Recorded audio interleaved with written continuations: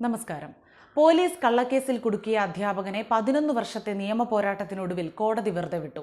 Police വാഹനം തടഞ്ഞ് ജോലി തടസ്സപ്പെടുത്തിയെന്ന കേസിൽ ജാമ്യമില്ലാ വകുപ്പ് പ്രകാരം പോലീസ് അറസ്റ്റ് ചെയ്ത അധ്യാപകനാണ് ഒടുവിൽ നീതി ലഭിച്ചത്. ഏറ്റുമാനൂർ വെട്ടിമുകൾ സ്വദേശിയും മജീഷ്യനുമായ അജി കെ സെബാസ്റ്റ്യനെയാണ് ഏറ്റുമാനൂർ 1-ാം ക്ലാസ് ജുഡീഷ്യൽ മജിസ്ട്രേറ്റ് കോടതി വെറുതെ വിട്ടത്. അജിക്കെതിരെ തെളിവുകളില്ലെന്ന് ചൂണ്ടിക്കാട്ടിയാണ് കോടതി ഇദ്ദേഹത്തെ വെറുതെ വിട്ടത്. 2013 ഫെബ്രുവരി 1-നാണ് കേസിനാസ്പദമായ സംഭവം.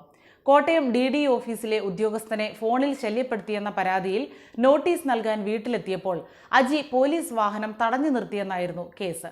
അജിയുടെ പിതാവിനെയും അറസ്റ്റ് ചെയ്തിരുന്നു. അജിക്ക് പിറ്റേന്ന് കോടതി ജാമ്യം കൊടുത്തു. പിതാവിന്റെ അറസ്റ്റ് പോലീസ് രേഖപ്പെടുത്തിയിരുന്നുമില്ല.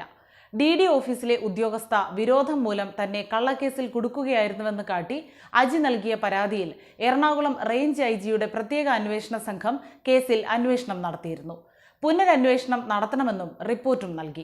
തെളിവുകൾ ഹാജരാക്കുന്നതിൽ പ്രോസിക്യൂഷൻ പരാജയപ്പെട്ടെന്ന് നിരീക്ഷിച്ചാണ് കോടതി അജിയെ കുറ്റവിമുക്തനാക്കിയത്. കേസിനെ തുടർന്ന് അജി സസ്പെൻഷനിലായിരുന്നു.